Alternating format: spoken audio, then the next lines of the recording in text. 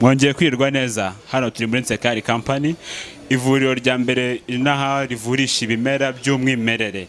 Hano muri Nsekari Company tuvura indwara nyinshi zitandukanye kandi tugafasha abantu bafite ibibazo bitandukanye, haba ku bantu bikinishije cyangwa se abigeze kunyura muri izo nzira zose, yewe muntu ufite ibibazo bitandukanye, waba warikinishije, waba ufite ikibazo cya amibe yakuzonze, waba ufite ibintu byinshi wumva udafite ubusobanuro kandi wumva mu biro hatameze neza, turagusaba kugana muri Nsekari. Nkuko mubona sasa uyu munsi hano hari icyamamare Savimbi nacyo cyaje kwigurira umuti, dore n'ikindi cy'akabariro nawe akakijyamo neza. Savimbi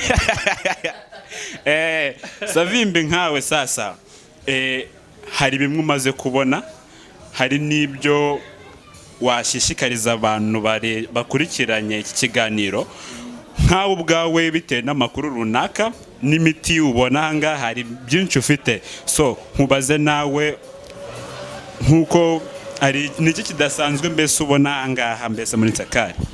Ngiye naje ahangaha bwa mbere narafunganye mu mazuru bampa umuti, ngira ngo ni bya bindi byo kubeshya, ariko nza gusanga ni sawa. Ubwo rero uyu munsi nari mpagarutse, ariko nza gusanga imiti ni myinshi. Nk'uyu nguyu urabona ni umuti, hari imiti uvura amibe, bya bintu by'ibikonoshwa ngo bya amibe n'iki.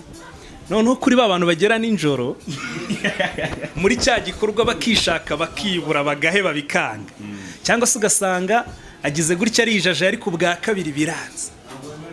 Uwo muti niwo wa mbere ahangaha, nawe ngiye kuwutahana. Urumva, noneho umuti utwika ibinure sasa ufite nyine inda nk'iyi, buriya nupfa ngo ni mu minsi mikeya iyi nda nimuyibona. Urumva bo imiti ni myinshi y'ibimera bansobanuriye, byose nabibonye. Dore nk'aya ni amavuta ya za sezame, amavuta meza cyane. Sinezite, urwaye bo indwara ni nyinshi, byose mugiye kujya mubibona. Ngenda baha ubuhamya bundi vuba bidatinze, ubundi turebe ko hashya. Nimubona Savimbi ndayagiye, nimuzagire ngo ni ikindi. Ni muri Nsekari. Nawe muntu wese ufite ikibazo runaka nakugira inama yo kutugana nka Nsekari, kandi tukagufasha mu gihe gitonya cyane. Ciao ciao. Nanjye muri Nsekari Company Limited narahivurije, nari ndwaye umugongo nakibasha kujya ku mashini ngo ndode, none ubu ngubu ndadoda nta kibazo. Muri Nsekari Company Limited bakora ibintu byinshi. N'ubu nari mfite ikibazo cy'imitsi, ariko rwose muganga gukora rikaka. Ikindi kibazo nari mfite ikibazo cy'uko nicara umwanya munini ahangaha ku mashini, nkumva amaguru ari kundya, nkumva umugongo uri kundya, ariko ubu nta kibazo byarakize.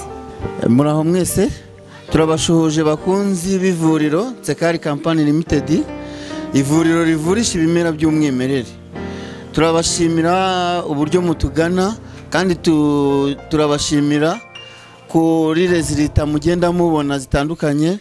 Turabashimira ku bw'ubuhamya bwanyu mugenda mudutangira hirya no hino.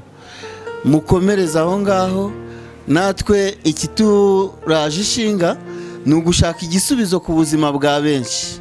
Ni karibu muri Isanga muri Nsekari Company Limited, ivuriro rivurisha ibimera by'umwimerere. Karibu.